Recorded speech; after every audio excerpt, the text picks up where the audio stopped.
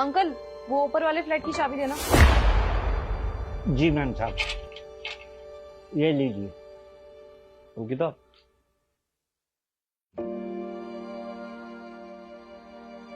Uncle, आप ये सूखी ब्रेड पानी के साथ क्यों खा रहे हो? बेटा, सुबह सुबह इतना वक्त नहीं होता कि मैं अपने लिए खाना बनाऊं, और तुम तो जानती हो ड्यूटी 12 घंटे की होती है, तो समय नहीं मिल पाता खाना बनाने का। मुझे यहाँ टाइम पर आना होता है। अगर मैं टाइम पर ना आऊँ तो यहाँ चिल्ला चिल्ली होती है, इसलिए मुझे समय पर आना होता है। और बेटा, ये मेरे लिए बहुत है, इससे मेरा पेट भर जाता है। बेटा, मुझे ब्रेड और पानी की आदत पड़ चुकी है, मैं इसी से अपना काम चला लेता हूँ। अच्छा अंकल, आपके घर में कोई और नहीं है क्या जो सुबह सुबह उठ के आपके लिए खाना बना दे? बेटा, कहने को तो भरा पूरा परिवार है, लेकिन ना के बराबर। मतलब अंकल, ऐसा क्या हुआ कि आपका परिवार है भी लेकिन ना के बराबर है? मतलब बेटा ये कि जिस बच्चे को मैंने शुरू से पढ़ाया लिखाया खिलाया पिलाया, इतना सब कुछ किया, उसके बाद भी वो बेटा मेरा बेटा नहीं रहा।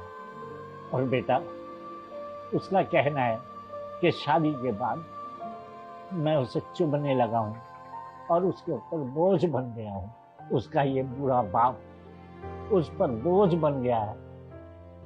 वो और उसकी पत्नी मुझे 2 वक्त की रोटी तक नहीं दे सकती। वो तो बेटा मुझे वृद्धाश्रम भेजने की सलाह कर रहे थे, लेकिन मैंने सोचा कि मेरे हाथ पैर तो सलामत है, मैं अपना पेट तो खुद भर सकता हूँ, इसलिए मैंने ये तरीका निकाल लिया।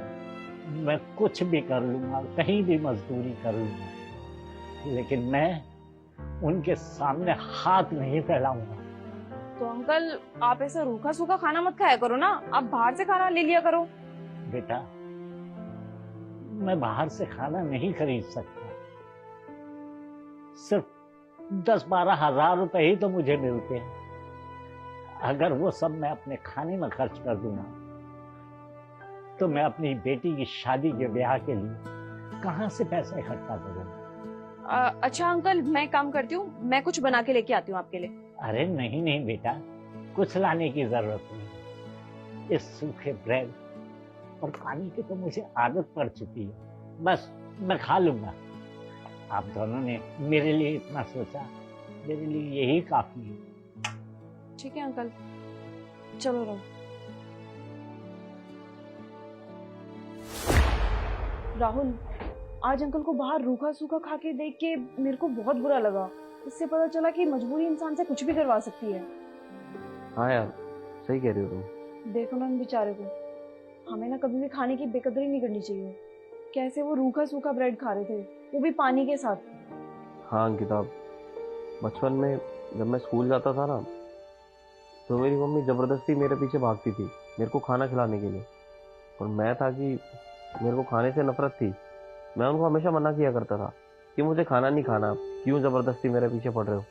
और वो मेरे को स्कूल के लिए टिफ़िन भी देती थी, और मैं टिफ़िन डस्टबिन में फेंक के आ जाता था। अब देखो, आज भी तो मैं वही करता हूँ, इतना सारा खाना वेस्ट करता हूँ।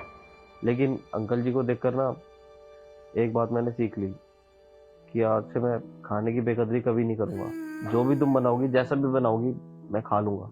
अंकिता, मैं क्या कहता हूँ, हम अंकल की कुछ मदद करते हैं ना। अरे नहीं राहुल, अब से जानते हो क्या तुम अंकल को? कितने साल से काम कर रहे हो यहाँ पे। वो बहुत ज्यादा खुददार है। खाना तो क्या, वो फ्री में किसी का पानी भी नहीं पियेंगे। और मैंने उनसे पूछा ही था, उन्होंने साफ मना कर दिया। मुझे लगता नहीं कि हमारी मदद कुछ काम आएगी उनकी। अरे तुम उसकी टेंशन बिल्कुल मत लो, मेरे पास एक आइडिया है। क्या? अंकल जी नमस्ते। नमस्कार सर। ये टिफिन लाया था आपके लिए, इसमें आपके लिए रोटी दाल और थोड़े से चावल है, खा लीजिएगा इसको। साहब, मैंने आपको मना किया था कि आप मेरे लिए खाना मत लाना। साहब, मुझे मदद की जरूरत नहीं है।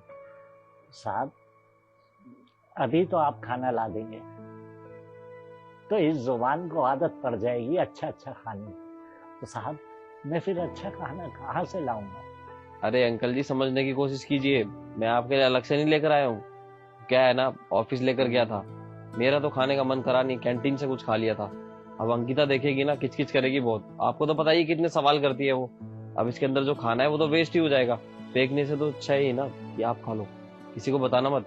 इसमें मैं आपकी कोई मदद नहीं कर रहा, बल्कि मदद आप मेरी कर रहे हो ये खाकर। इसको खा लो चुपचाप, अगर वो देख लेगी ना।